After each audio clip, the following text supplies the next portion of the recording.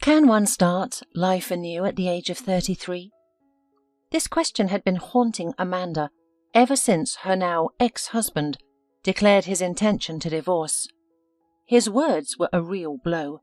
When she sensed his waning affection, Amanda believed that a decade of marriage naturally cooled passion and romance, and she believed that love evolved into respect, tenderness, and habit. But Peter didn't see it that way. It was a regular evening. As usual, Amanda was waiting for her husband from work. She had cooked his favourite soup, boiled potatoes, and cleaned their apartment.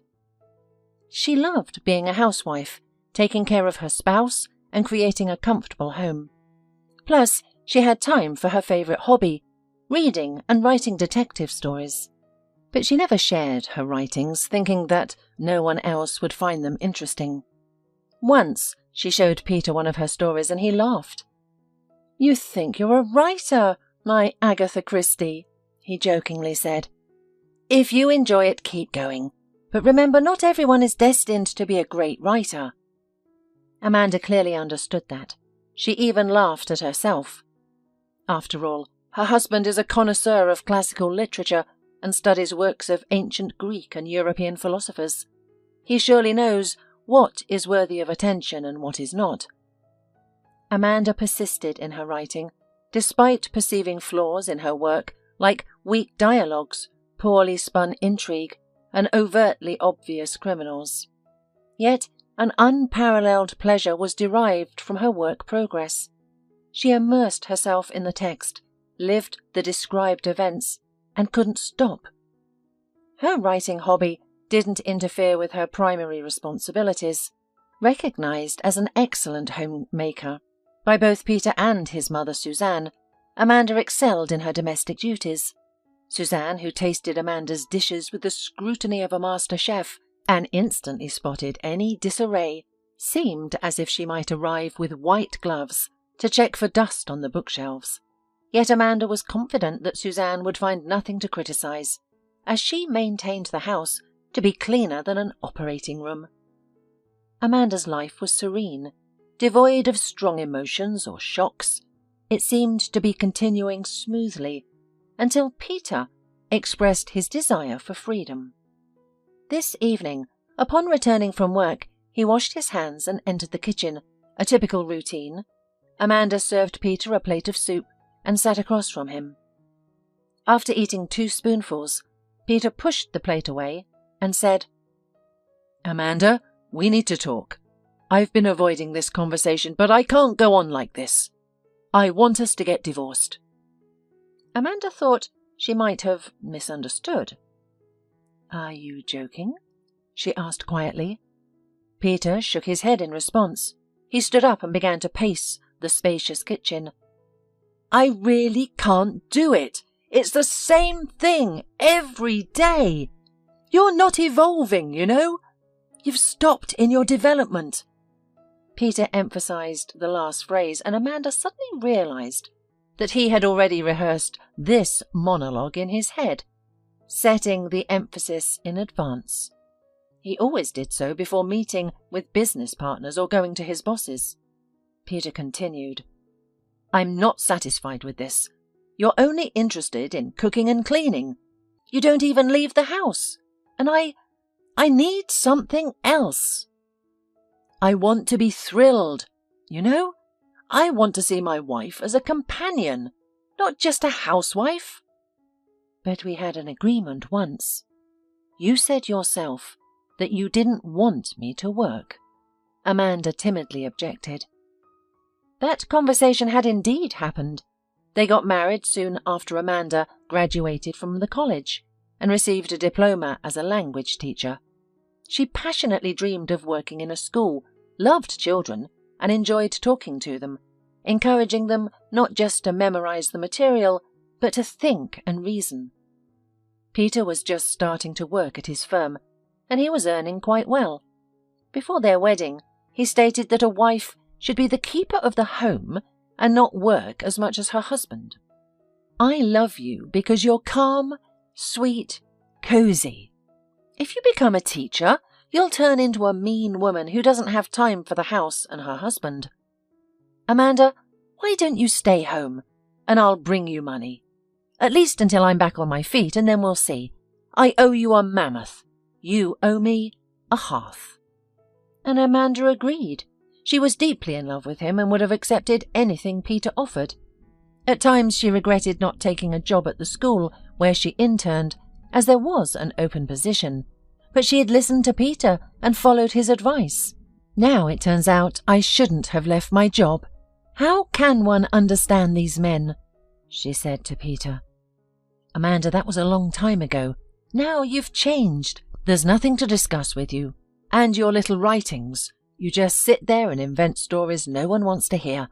You should have a blog or an Instagram page, but no, you don't even do that. Anyway, it doesn't matter. What matters is that we're strangers. We don't even have children. That's why I've decided we should get a divorce. And me? Amanda asked and looked at her husband's face. He was handsome when they were first married, with a chiselled face and piercing grey eyes. He's still handsome now, albeit heavier, which suits him. His hair wasn't as thick, though. Peter approached Amanda and looked down at her. She felt like a little girl being chastised by her parents for something she didn't do. I've made my decision. If you don't agree to a divorce, we'll settle it in court. Amanda trembled, shivering uncontrollably, as if caught in an icy wind. Peter wrinkled his nose. Don't start a scene. It's decided. I won't change my decision. We must each go our separate ways, without regret or reminiscing about the past. He walked out of the kitchen, leaving her alone. She heard him unfold the couch in the living room. She didn't know how long she sat there, just staring at one point in front of her. Then she got up, poured the leftover soup into the sink, and washed her plate. Maybe he'll change his mind tomorrow. We've been together for 10 years. It's not meaningless. He will surely reconsider. Amanda thought as she laid in the now cold and empty marital bed. However, the next day brought no change. Peter left early for work, leaving Amanda alone. She busied herself by tidying the apartment, washing the floors, and preparing dough for pies. She longed for distraction, anything to avoid thinking about the previous day's conversation. Despite her efforts, she couldn't stop thinking and decided to call her mother-in-law. She hoped she could influence Peter, as Suzanne often praised Amanda as a wonderful wife, an excellent housewife. Moreover, Amanda had no one else to turn to. She had no friends. Her social life diminished after her wedding. The only remaining interactions were birthday or New Year's greetings on social media. It was possible to call her mum, but she was too preoccupied with her life. She had recently married for the 3rd time. Sonora gave birth to her daughter early. She was only 16 years old. The school romance ended sadly. The guy left Sonora after learning about the pregnancy, and she hid her belly from her parents almost until the 7th month. Of course, Sonora didn't need a baby at such an age, and Amanda's upbringing was handled by her grandmother. Anyway, the first person Amanda shared the bad news with was her mother-in-law. "Amanda, what happened?" she asked calmly, and Amanda decided that Peter had not told his mother about his decision. "Peter said he wants a divorce." Amanda's eyes brimmed with tears. "And I don't know what to do." Suzanne fell silent before saying, "I know. He's been wanting to tell you for a long time. He just didn't have the courage." Both women fell silent. Amanda felt as though her heart had grown too large for her chest and was about to shatter. "But what did I do wrong? Why?" "Amanda, a woman should be not only a homemaker, but also a companion. Remember how I've told you this repeatedly." Amanda couldn't recall such conversations with her mother-in-law, but she decided not to argue. "I fully understand him and support his decision," Suzanne continued. "Although there's something you don't know. 2 things, actually. It's better if you're aware. First, Peter wants kids, and I want grandchildren. You're already 33. You've been delaying this decision too long. Any wise woman would understand that every man needs an heir. Amanda had never become a mother, and it troubled her. For the first 3 years they tried for a baby, but pregnancy eluded them. The doctors were equally baffled. Both spouses were healthy, but tests continually yielded negative results. Much to Amanda's despair. When Amanda turned 27, Peter suggested giving up on having a child. If it's not happening, it's not meant to be, he told her calmly. Perhaps it's better to live for ourselves. After all, children bring headaches, screams, diapers, and illnesses. Amanda thought her husband had accepted the situation, but now she discovered he too had dreams of parenthood. Suzanne continued.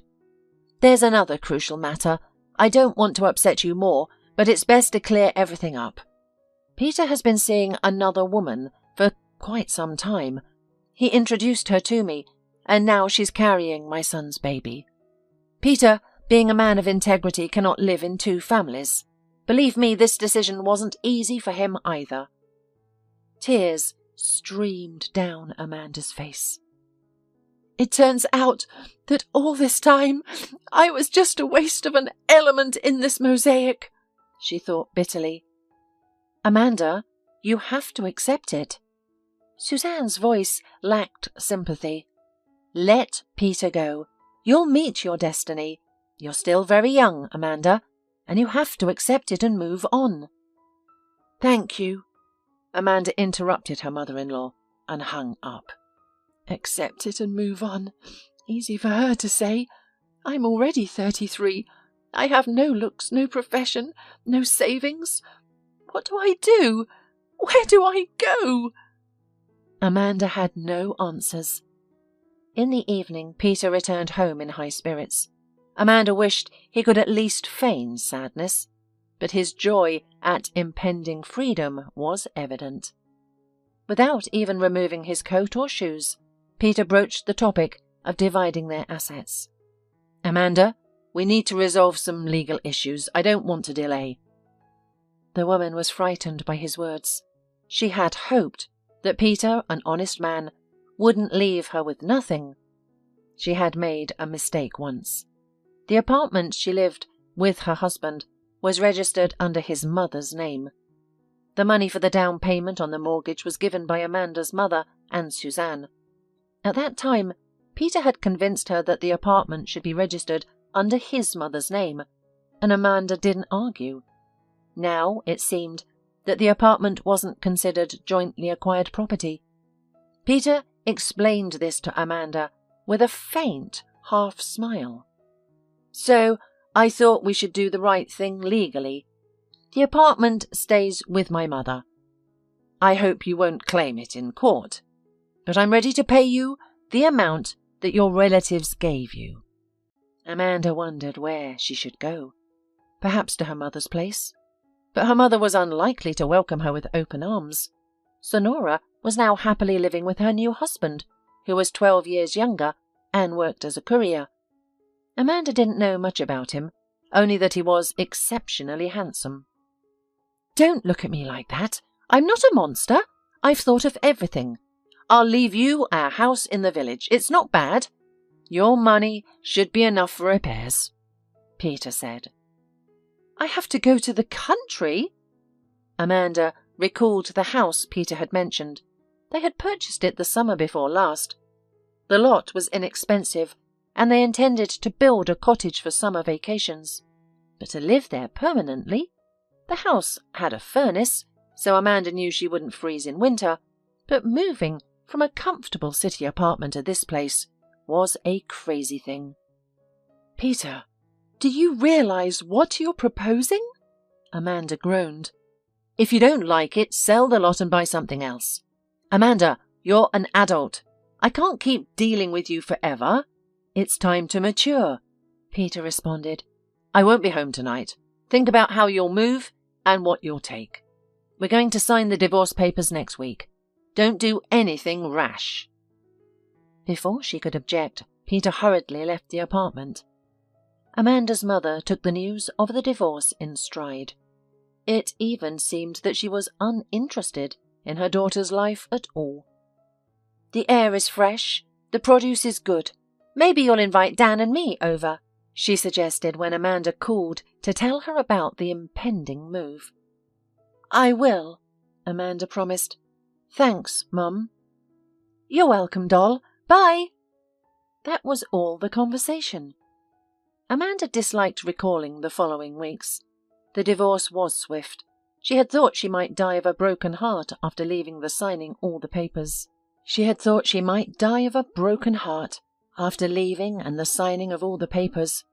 But that didn't happen. Peter bid her farewell, got into his car, and drove off into his new, free, prosperous and happy life. Meanwhile, she sat on a bench, clutching the paper that marked the end of their marriage. Amanda thought about Peter's mistress. She had already discovered who she was.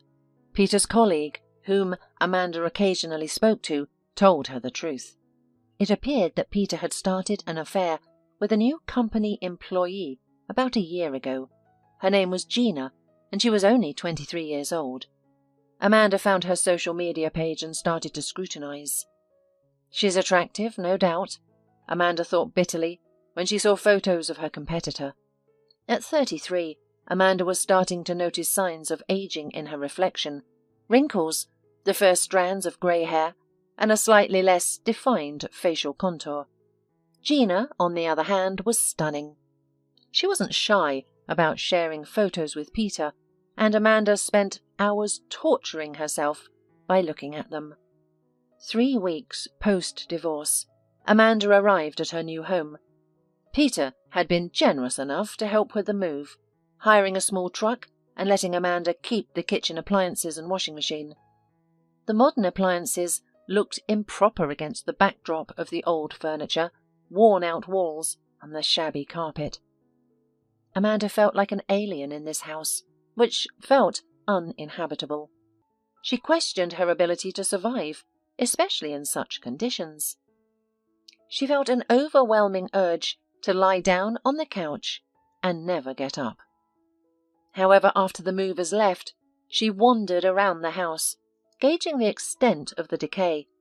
It was evident that the house needed a major overhaul. Despite it being warm May, the house was cold, damp, and carried an unfamiliar smell, akin to that of mushrooms. After examining her new possession, Amanda slumped into the armchair, covered her face with her hands, and cried. She felt lonely, abandoned by the only person she had trusted and loved. Suddenly, she heard a soft knock on the door. Startled, she wondered, who could it be? Had she unpaid the movers? But she had counted the bills multiple times before getting them. Amanda wiped her eyes with her t-shirt's edge and listened again to the repeated knocking. Rising, she approached the door and asked, "Who's there?" "Your neighbour. Open up," a raspy male voice answered. "Let's get acquainted." Amanda tucked a loose strand behind her ear and opened the door. Standing on the threshold was an elderly man, dressed in a large knit grey sweater. His face was framed by a long white beard and bushy moustache. He squinted at Amanda and smiled, revealing strong white teeth. "I live next door. You can call me Mr. O'Reilly," the elderly man said, extending his hand. Yellow spots marked his fingers, leading Amanda to think he must smoke strong cigarettes. "Amanda," she responded, shaking his rough, calloused hand. "How long are you going to stay with us?" Mr. O'Reilly inquired. "Forever," Amanda choked out, hastily wiping away unsolicited tears. "I'm going to live here from now on." Amanda felt like collapsing onto the floor and crying. Mr. O'Reilly looked at her in surprise. "Why are you so sad? It's good here. The air is fresh and the food is good." Amanda recalled her mother's recent words and sighed. "I've never lived in the village," she suddenly confessed. My husband..." She broke down, unable to contain her emotions. Mr. O'Reilly paused, looking at her in surprise, then placed a comforting hand on her shoulder. Don't cry. People live here and don't complain. You'll get used to it. Amanda hesitated. Why don't you come in? Let's have some tea. I have a kettle somewhere, in a box. Mr. O'Reilly smiled. I'll pass on the treat. You should come to us instead. My wife has been baking pies all morning. We can chat. Don't be shy. In this village we visit each other whenever we want. We also help each other out. The idea of trying the pies appealed to Amanda. She suddenly realized she was incredibly hungry. When had she last eaten? It seemed like yesterday morning, and even then she hadn't been able to swallow a single bite. Really? May I? Of course, you must. Mr. O'Reilly nodded with a smile. Our house is just next to yours. Clean up, calm down a bit and come over. My wife will be happy. Our children don't visit often, and she misses having young ones around. I'm not young. I'm 33 years old, Amanda replied with a hint of a smile. I'm 83. Mr. O'Reilly stroked his beard. To me, you're still a child. He turned and headed for the gate. Amanda looked at him in surprise. 83 years old, she exclaimed. She would have guessed he was no older than 65. She quickly washed her face with water, combed her hair and tied it into a ponytail. With no mirror in the house, she resorted to using her powder compact.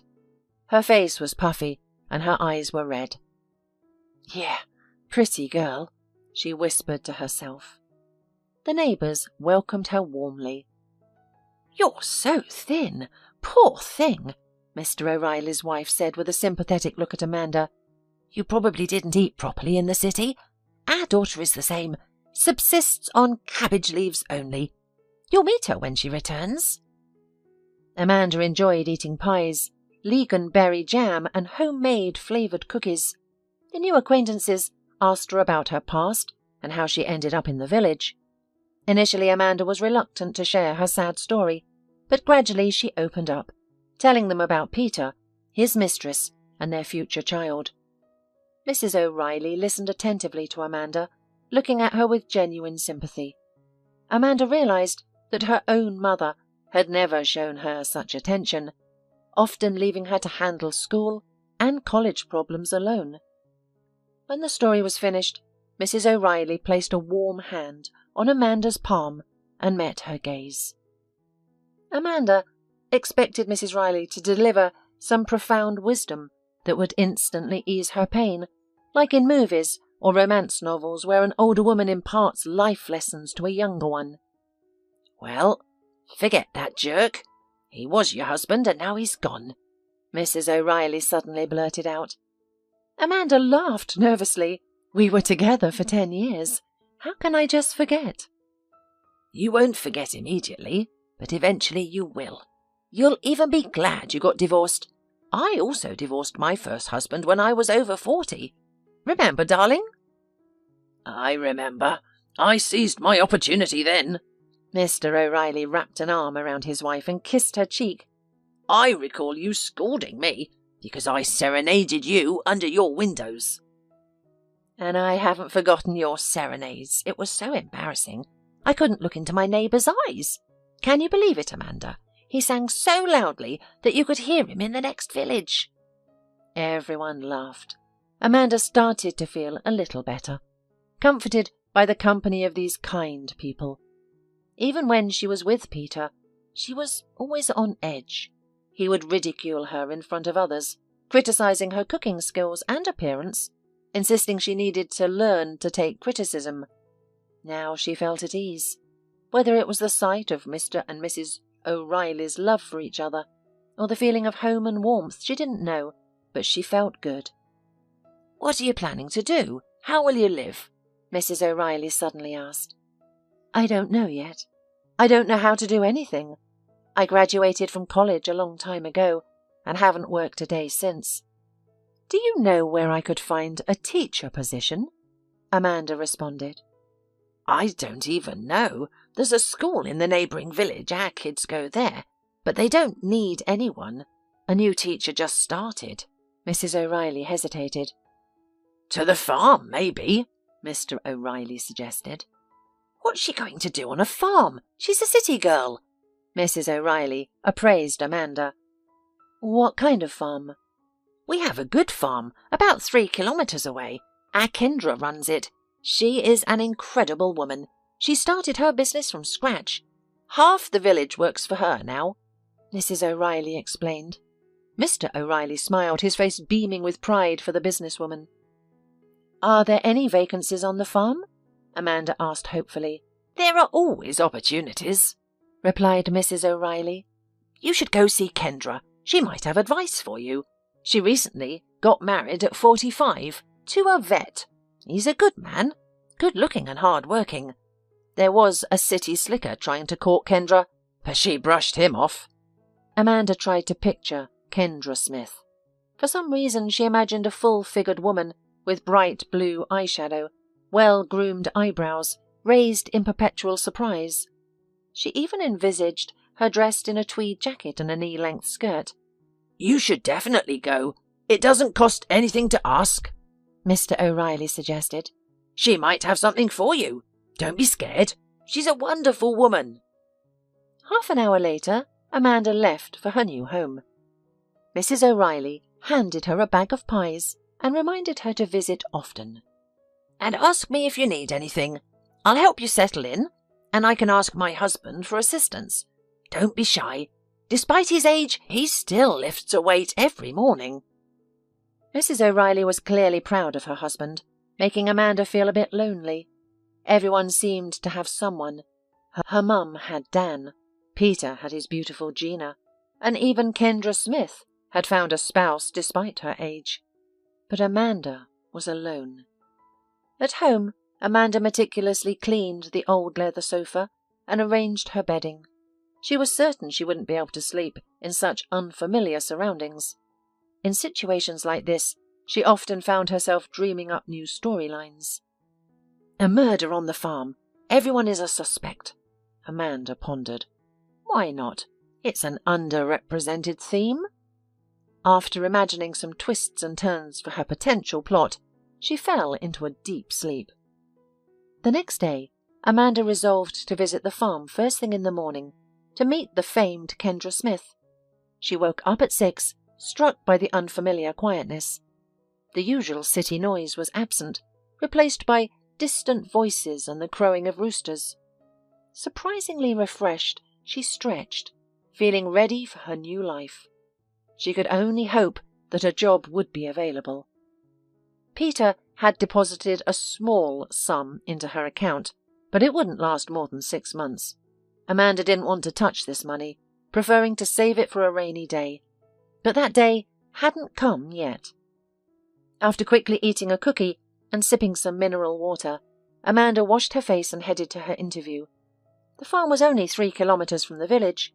Amanda strolled along the road, savouring the fresh air and light breeze. She passed a field sown with sunflowers that hadn't bloomed yet, and imagined how enchanting it would be in July. Finding the farm was easy. The first thing she noticed was a red brick barn.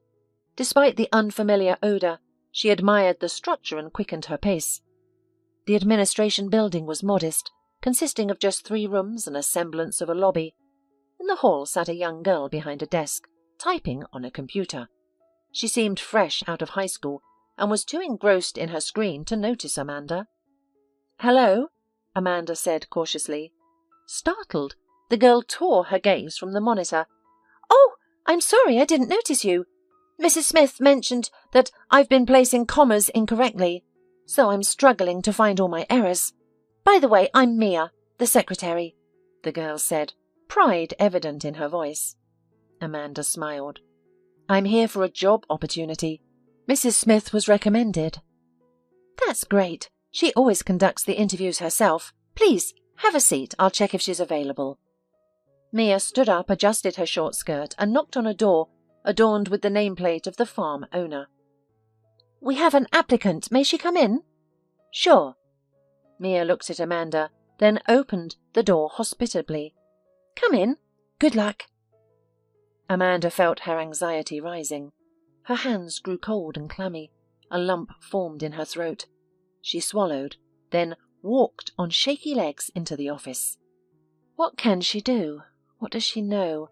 Teach language and literature to cows and chickens? As Amanda passed Mia, the girl gave her a comforting smile and whispered, "Just don't be afraid." Her words didn't exactly inspire confidence in Amanda, but she had no choice. Entering the office, she found it plainly decorated. Shelves with folders along the walls and a table in the middle. Seated behind the desk was a pretty woman who looked nothing like the image Amanda had conjured up the day before. Kendra Smith was dressed in a white shirt, a thin chain around her neck, and sported a modern haircut with strands framing her face. She gestured to a chair by the door. "Have a seat, let's talk." Amanda obediently sat, her palms folded in her lap, her back straight. "As I understand it, you're applying for the milkmaid position? That's wonderful.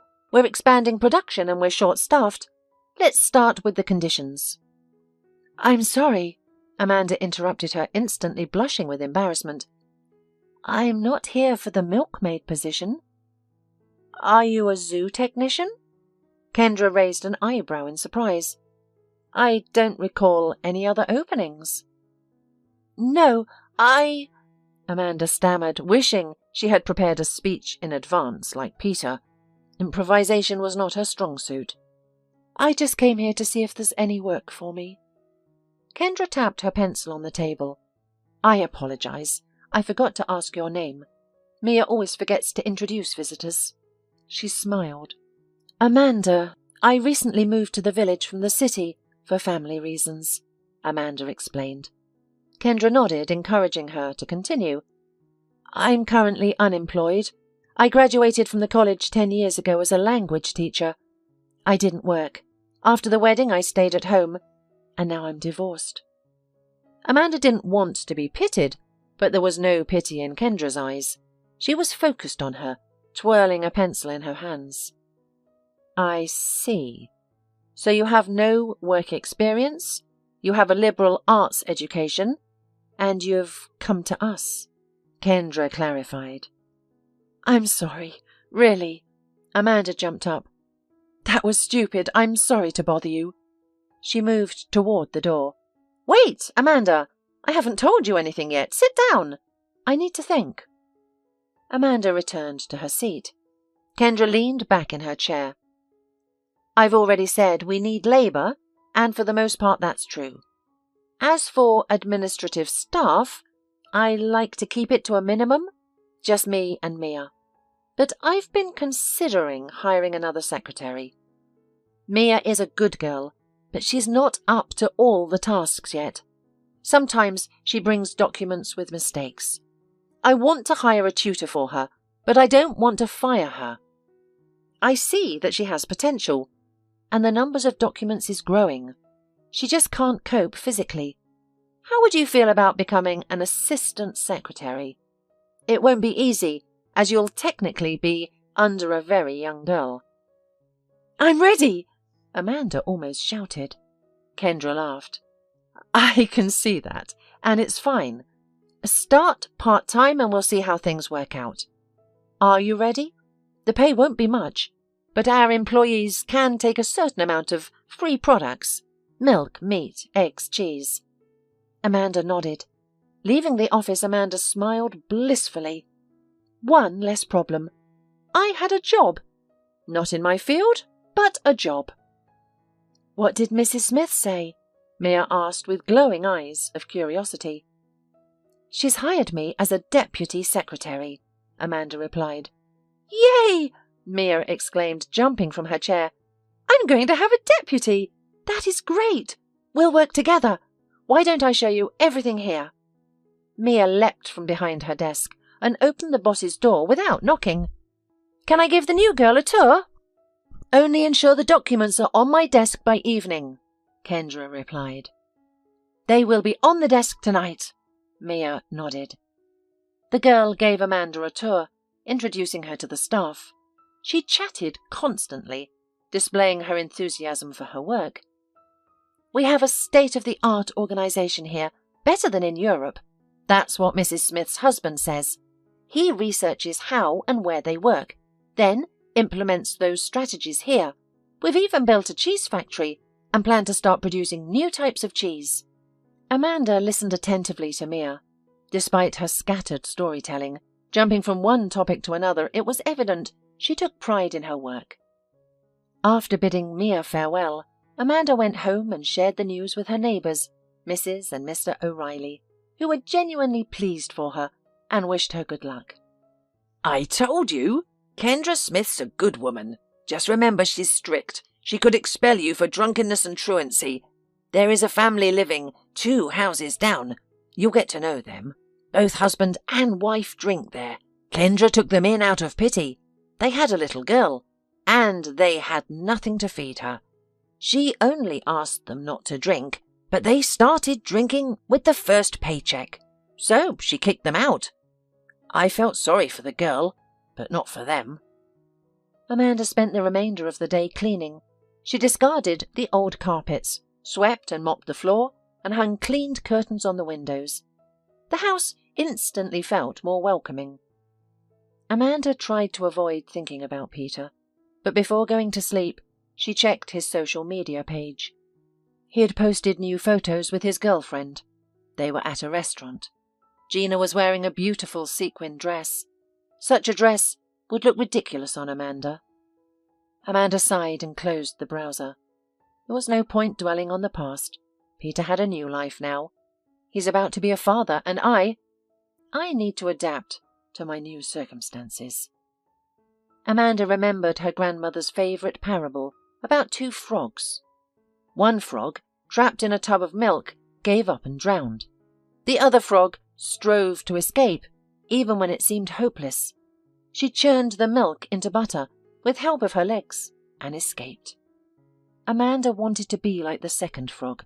Even if it seemed hopeless, she would act according to her circumstances and see if she could churn her own butter. She'd already found a job. Next, she'd see what comes. Before bed, she pondered the future of her detective story. Suppose the protagonist is a farm owner, framed for murder. How would she clear her name? Could her competitors be involved?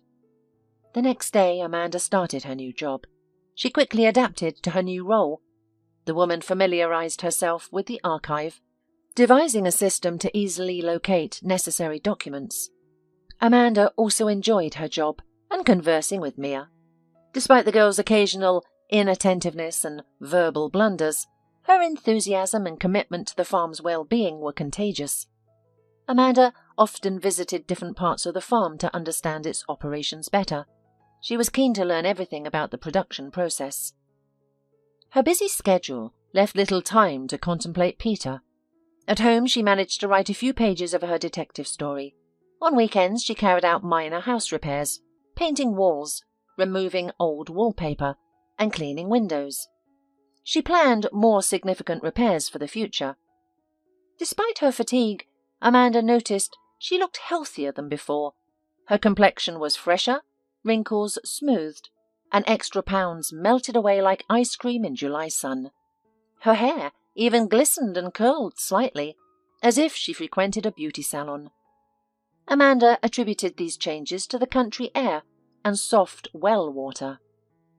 One Saturday morning, Amanda sat on the porch with tea and a book.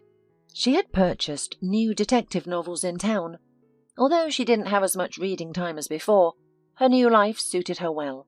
She read less but enjoyed it more. From the corner of her eye, Amanda spotted motion at the gate. A little girl about 5 years old was standing by the fence, biting her index fingernail while looking at Amanda. "Hi," Amanda greeted. She hadn't seen this girl before, even though she thought she already knew all the local children. The girl was quiet, then removed her finger from her mouth, shyly waving and smiling. "What's your name?" Amanda asked. "Kelly," the little girl replied. "Do you want to visit?" Kelly nodded. "Come on in, the gate is open." Amanda invited the girl. Kelly hesitantly opened the gate and walked up the path towards Amanda. Upon reaching the porch, she stopped. Amanda noticed she was staring at a plate of cookies as if spellbound. "Help yourself." Amanda picked up the plate and offered it to Kelly. The girl looked at her in disbelief, then slowly reached out and took one cookie, immediately shoving it whole into her mouth. "You'll choke, be careful," Amanda laughed. Only then did she notice the girl's hair was tangled and there were dirty spots on her face. Her clothes were also in poor condition. Her t-shirt was in need of washing, and her jean shorts had long since lost their appearance. "I won't choke," the girl said. "Can I have some more?" Amanda nodded. Kelly took another cookie and hid it behind her back, as if afraid Amanda would change her mind. "Thank you," the girl said quietly. "You're welcome. Who's your mum? Where is she?" "Mummy's home and Daddy's home. Mummy's name is Christine and Daddy's name is Hamish. They're still asleep." Amanda was surprised. It's almost noon. At this time, almost no one in the village is still asleep. How did the child manage to sneak out of the house? Perhaps I should take her back to her parents. They might already be looking for her.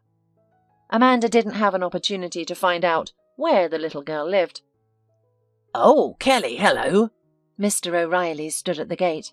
Upon seeing the old man, the girl smiled, revealing a missing front tooth, and swiftly ran towards the fence with her arms spread wide. Mr. O'Reilly effortlessly lifted the girl into his arms. "So, you've come to get acquainted?" Kelly nodded. Mr. O'Reilly then addressed Amanda. "I'll go feed Kelly. Join us for dinner this evening."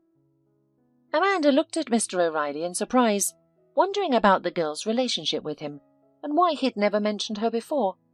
She took a sip of her cooled tea and resumed her reading. That evening, Amanda discovered that Kelly was the daughter of a couple that Kendra had fired for alcoholism.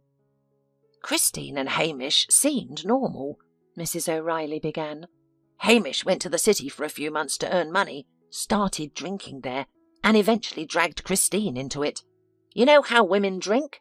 They drink to lessen the man's guilt, and then they end up drinking themselves to death. That's what happened to them. The whole village feels sorry for Kelly.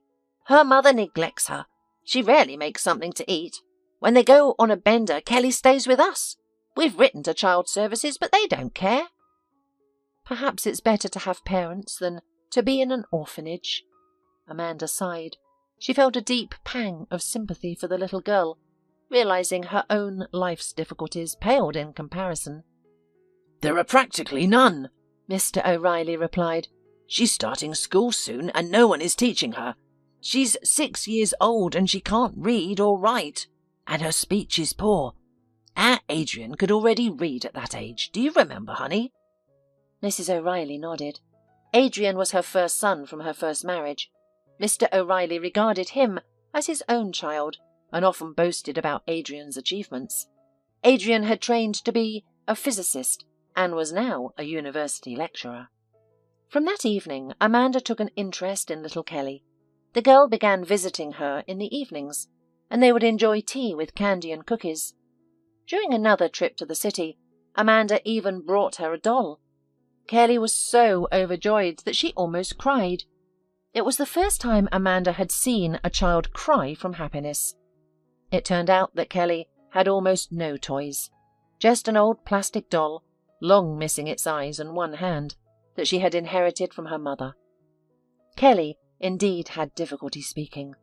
Amanda began to work with her, using skills she had learned at the college.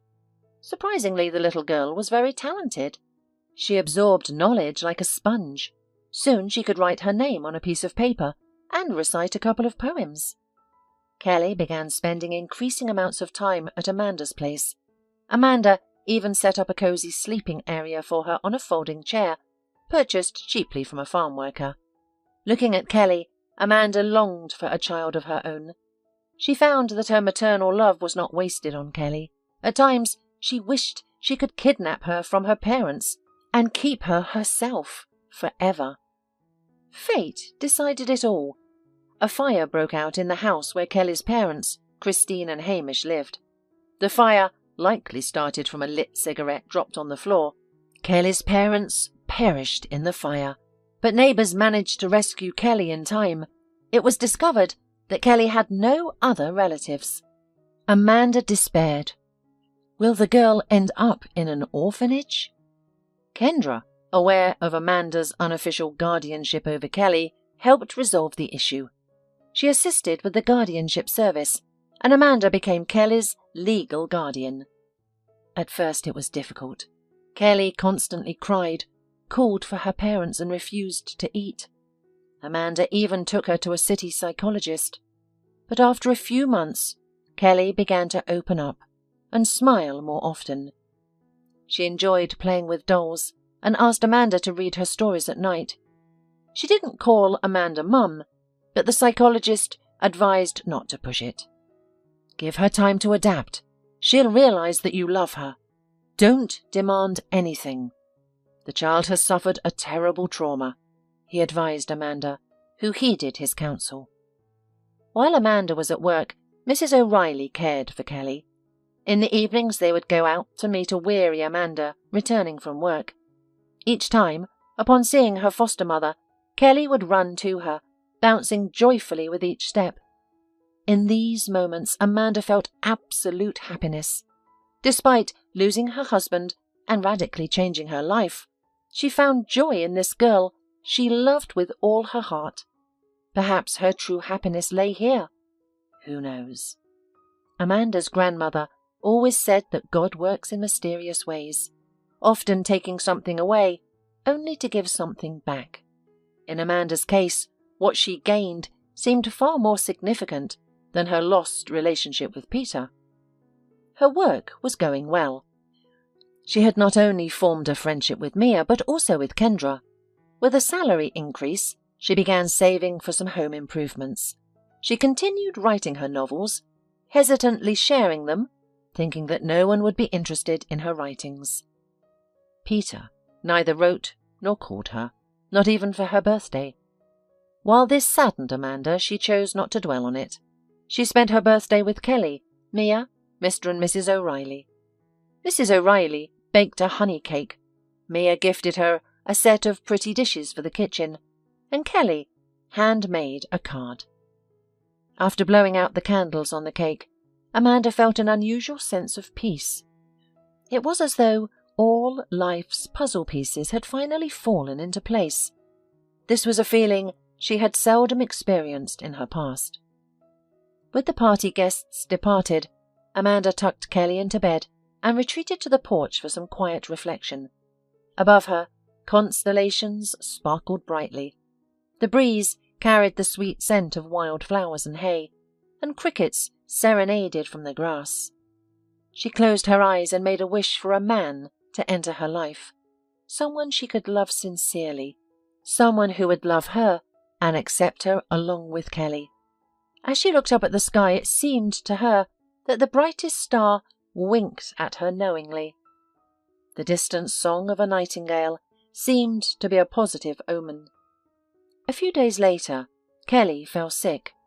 The weather had been cold, and Kelly had rushed out of the house in only a light jacket. Amanda chided herself for not being more vigilant. Mrs. O'Reilly tried to comfort her, saying that all children fall ill, and it's not the parents' fault. My throat hurts, the girl complained, looking up at her foster mother. It feels like a cat is scratching it with its claws. Can you stay with me? She coughed to validate her words. Amanda gently stroked the girl's head. Of course, I'll stay with you at home. Sweetheart, I just need to call work. Before the weekend, Amanda brought her work home. She had to complete some reports. Despite finishing the reports, she encountered a problem with the internet connection, which prevented her from submitting them. She called the local internet provider and was informed that the connection would only be restored in the evening. In despair, Amanda phoned Mia. I spent the whole weekend on reports, and Kelly is running a fever. Amanda nearly wept. I'll ask a neighbour to babysit and be right there with documents. Amanda, don't! Mrs. Smith is on her way from the city. I'll call her, and she'll take your documents on a flash drive. Amanda hung up and turned on her laptop. She quickly located the necessary documents and transferred them to a flash drive. Clutching the drive, she ran to the gate just as Kendra's car rounded the corner. After handing over the flash drive with documents, Amanda apologized to her boss for her absence. "Amanda, it's all right. Kids get sick, it's completely normal," Kendra reassured her. "Nothing terrible will happen during a couple of days of your absence." Amanda spent the rest of the day caring for Kelly. She read her fairy tales, served her tea with raspberry jam, which Mrs. O'Reilly brought, and checked Kelly's temperature every half hour. Kelly was coughing, but felt okay, and even asked to go for a walk by evening, which Amanda firmly denied. The next morning, Amanda was awakened by a call from Kendra. "Good morning, Amanda." "Good morning, is something wrong?" Amanda responded, to which Kendra laughed. "No, nothing happened. Thank you for the paperwork. As always, everything is done perfectly. But I wanted to ask you something." Amanda began to feel uneasy, fearing she had made a mistake and would lose her job. "Yes, I'm listening," she mumbled into the receiver. "You seem to have inadvertently saved not only the reports, but also the detective book onto your thumb drive. I found a document with just a number on it. I opened it thinking it might contain additional report details." Suddenly, Amanda felt a chill. She had forgotten to delete her detective novel from the flash drive. She was sure she would be mocked as the village writer. She remembered Peter's words. "Not everyone can be a writer." "Well, it's just something I found on the internet. You know, there's a lot of stuff posted," Amanda rambled. Kendra interrupted her. "Why nonsense? I just wanted to know the author's name to find out more of their detective novels. I finished reading it this morning. I couldn't put it down. Mia's reading it now and she likes it too. Do you have anything else?" Amanda was speechless. Peter was the only person who read her work because she was apprehensive about sharing it online. "Amanda, what is it?" Kendra seemed taken aback by Amanda's silence. "Did I ask something wrong?" "No, not at all," Kendra stammered, swallowing a lump that had suddenly formed in her throat. She felt this whenever she was anxious. During her time at the college, she sometimes found herself speechless when faced with the sternest of teachers. "So, do you have any more novels by this author? Or at least, tell me his or her name. I'll download it myself." "Kendra, Amanda took a deep breath, then blurted out. "I wrote it." "You did? Wow, I'm really speechless. Do you have more?" "Well, yeah. I just don't show it to anyone. You see, my husband, he said, I'm not very good at it." "My husband, on the other hand, loved your novel. Trust me, he knows a lot about detective stories." Kendra interrupted Amanda. "I insist you share your work. If you're shy, I won't tell anyone. But it's really well written." "Is the main character based on me?" "She also owns a farm, and even looks similar." Amanda blushed. "Yes, from you." Kendra laughed. "I really liked it. I'd be happy if you could email me your work." "Just don't show it to anyone else," Amanda whispered. "Can my husband see it?" Kendra asked. "Okay, he can." Amanda sighed. Amanda thought to herself, "I've embarrassed myself. Kendra was probably just joking. Who could possibly like my talentless writing? But there's nothing I can do. I've already promised her my work." Amanda sent 2 finished detective stories to her boss's email, apologizing in advance for any disappointment. A few days later, Kelly fully recovered, and Amanda went to work. Upon arrival, Mia greeted her with excitement. "You're a real writer." "No, I just write for fun," Amanda mumbled, wishing she could disappear. "No way! Why didn't you tell anyone? I was reading and I couldn't stop. I even guessed who killed the man. I immediately realized they were competitors. And the investigator was so cunning. He knew right away, didn't he? He wanted the criminals to expose themselves. The way he cornered them at the end was brilliant." Mia rambled on, while Amanda stared at the documents on her computer monitor, trying to focus. Does anyone really like what she writes? It can't be. Peter wouldn't cheat. He knows literature very well. In the evening, Kendra returned from the city and summoned Amanda to her room. "Amanda, have you considered publishing something? Let's give it a try." Amanda protested. No way. The publishing house would laugh at me. Do you know how many manuscripts they receive daily? And me, with my little books. You should give it a shot, Kendra interrupted. There's no harm in trying. No, I don't want to. Amanda declined, looking down. I really don't. You know, Amanda, I can't force you, but I believe that a person who hides their talents is committing an unforgivable sin. If I had doubted myself, I wouldn't own this farm. People laughed at me, saying I was a woman entering business. But look at the result. We have jobs, our cheeses have won competitions, and we supply restaurants. Now, go home. Your daughter must be waiting. Amanda walked home leisurely, enjoying the perfect weather. As she passed the sunflower field, she paused for a moment. They always filled her with optimism. What Amanda appreciated most about sunflowers was how they always turned towards the sun. People often abandon their dreams, looking everywhere except where they want to go. Maybe I should heed Kendra's advice. So what if I receive a negative review? After everything I've been through recently, a little criticism won't faze me. After taking Kelly from Mrs. O'Reilly, Amanda took care of her daughter, putting her to bed. She then selected 2 of her favourite novels. The first was recently completed and had been read by Mia and Kendra. The second was written about 5 years ago, inspired by a news item about a highly expensive stamp. She began imagining how a person intending to steal that stamp would behave. The result was a captivating story about a protagonist who dedicates a lot of time devising the perfect stealing plan. Amanda sent the manuscripts to 2 publishers and went to bed. However, sleep eluded her as she contemplated her possibly presumptuous actions. It was the long-awaited weekend. Mrs. O'Reilly left early in the morning to see her son in the city. She asked Amanda to check on Mr. O'Reilly, mentioning his complaints about his heart and a persistent headache. Despite her concern, Mrs. O'Reilly had to leave for her son Adrian's birthday. Amanda agreed to help. Her weekend plans involved spending time with Kelly, walking into the woods, and doing crafts, an activity Kelly loved.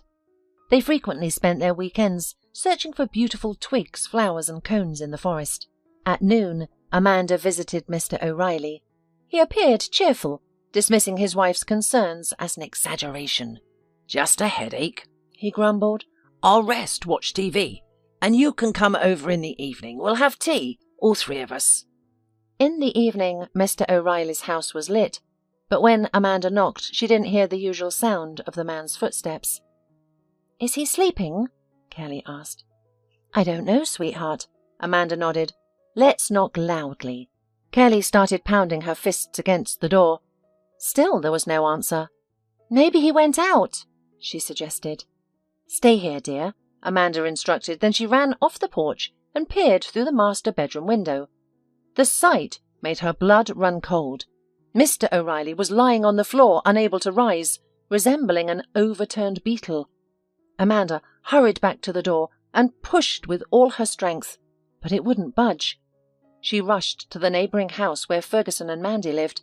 They didn't interact often, but they always exchanged pleasantries. Fortunately, Ferguson was in his vegetable garden. Ferguson, help! Something's wrong with Mr. O'Reilly, she cried. Without hesitation, Ferguson rushed towards her, asking, What is it? I knocked, but he wouldn't open the door. I looked through the bedroom window, and he's lying there, Amanda stammered. And Mrs. O'Reilly's not home. Ferguson managed to open the door effortlessly. Upon entering, Amanda found Mr. O'Reilly lying on the floor with oddly cloudy and uncomprehending eyes. A tear streamed down his left cheek. Amanda noticed the old man's face had become strangely asymmetrical, as if one side had been ironed flat. His left cheek swelled with each breath, resembling a billowing sail. "Call an ambulance!" Amanda shouted. After the ambulance arrived, Amanda left Kelly with Mandy, and Ferguson and she herself accompanied Mr. O'Reilly to the hospital. In the emergency room, a distraught Mrs. O'Reilly was already waiting for them, accompanied by a tall man, around 40 years old. "Mrs. O'Reilly, I'm sorry. I didn't follow. I went out with Kelly for the day." Amanda almost cried in despair, feeling responsible for what had happened. "Come on. If it wasn't for you, he would have been lying there, alone." Mrs. O'Reilly burst into tears, burying her face into her son's chest. "Adrian," the man introduced himself, looking at Amanda. "Amanda, the neighbour." "I've heard a lot about you." Adrian nodded. "Well, all we can do is wait." The doctor arrived an hour later with good news. The stroke had likely happened just before Amanda's visit. "It's reversible. I think he'll be on the mend soon. Of course, his age is a factor, but as far as I understand, there are no serious health problems, and we have done everything necessary," said the doctor. Mrs. O'Reilly sighed loudly. Adrian was still speaking with the doctor about something, but Amanda couldn't hear him. She held the weeping Mrs. O'Reilly and felt relieved that things could still turn around. Mr. O'Reilly remained in the hospital for almost a month. Amanda visited him regularly. Mrs. O'Reilly stayed at her son's house in the city to be close to her husband. When Mr. and Mrs. O'Reilly returned home, Amanda immediately visited them with Kelly. The only reminders of what had happened were slight weakness in Mr. O'Reilly's left arm and an unsteady gait. However, the doctors assured that these would improve over time. Mr. O'Reilly joked about his condition and chided his wife, who tried to do everything for him. "I'm not helpless. I can do it myself," he grumbled.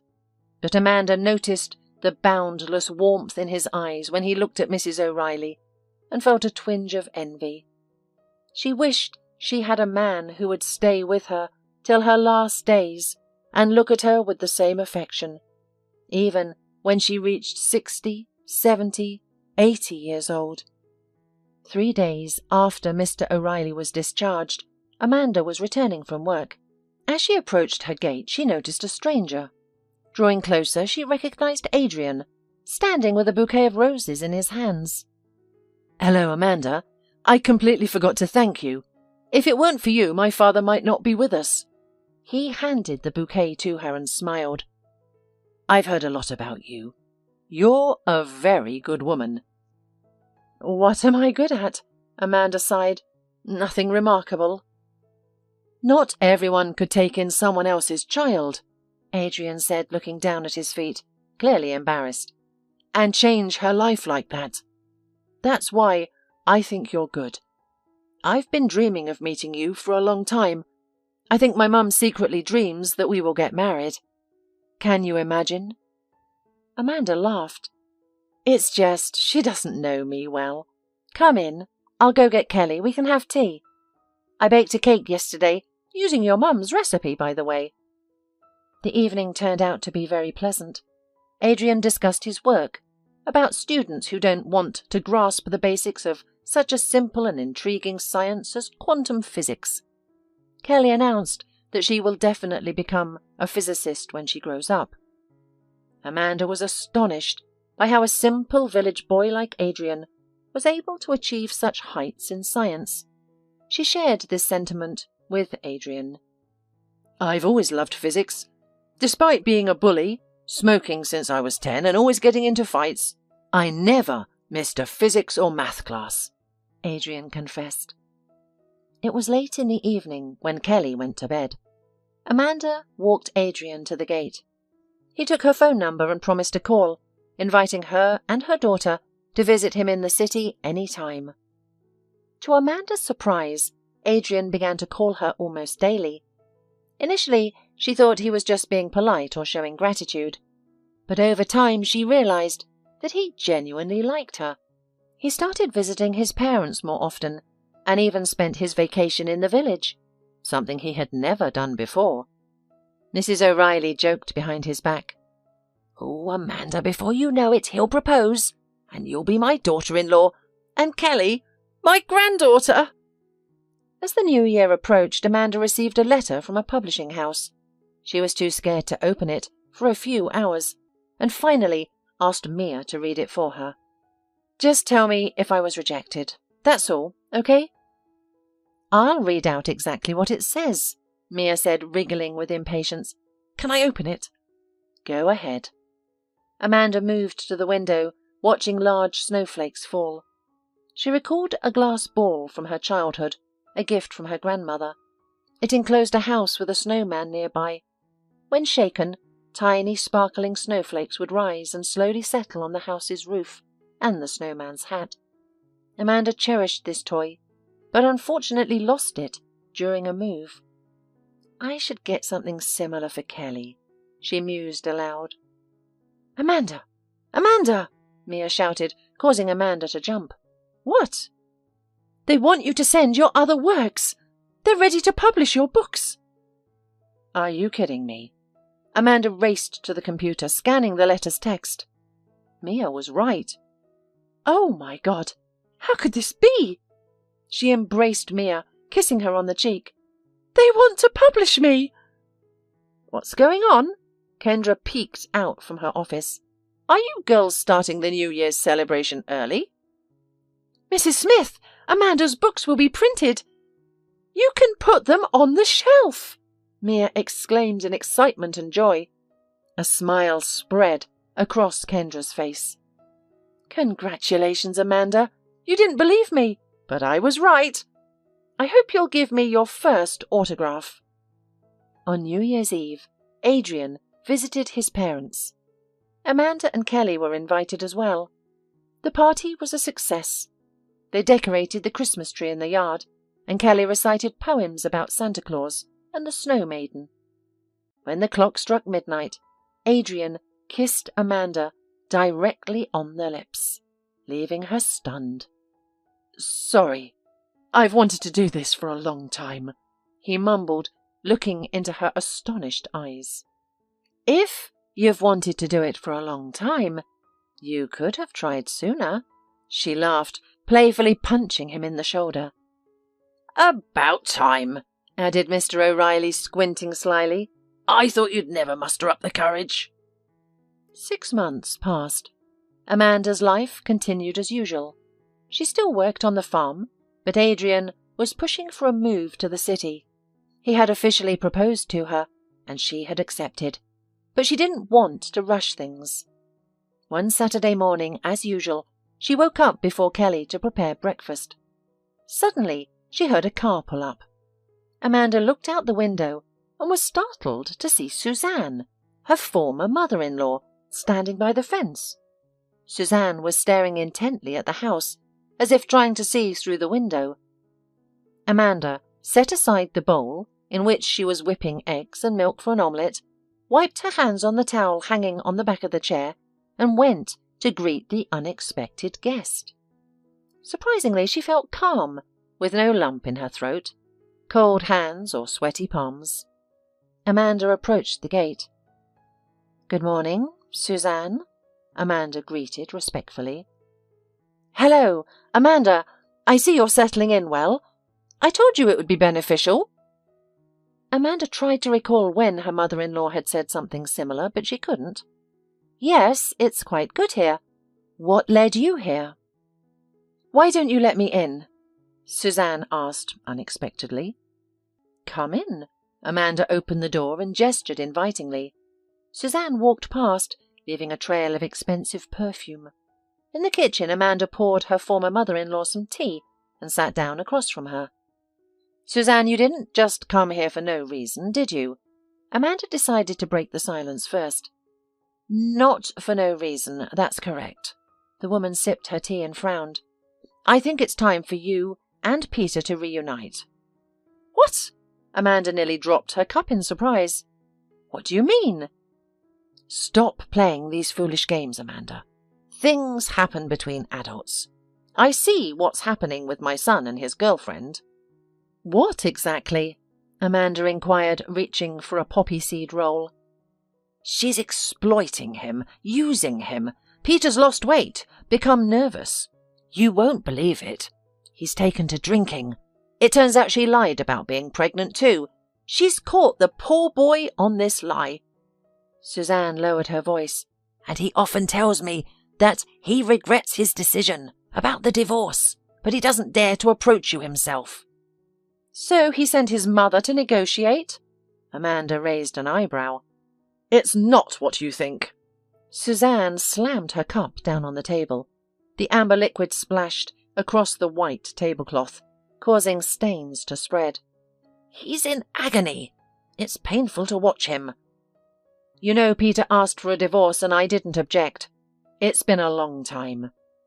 I know everything. I've done my research, spoken to the locals while looking for your house. I know you've taken in a foster child. That's fine. It's a problem that can be solved. What do you mean? Outrage began to simmer in Amanda's chest. It's someone else's child, and you know it well. I hope you've had your fill of playing mum and are ready to come back. You haven't succeeded as a specialist or as a mother. Try at least to succeed as a wife. Peter is ready for your comeback. Go away. Amanda stood up quickly, looking down at her mother-in-law.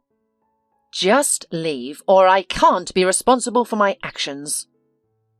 Amanda, I didn't think you were so foolish.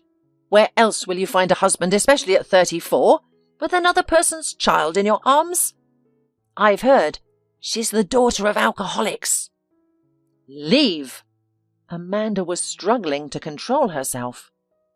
I will leave, but know that you'll regret this. Suzanne rose majestically from the table. Stay in this filthy house, then. With that, the woman left, slamming the door behind her. Annoyed, Amanda thought that she might have awakened Kelly. Sure enough, the girl appeared in the kitchen doorway. Who is it? A bad woman?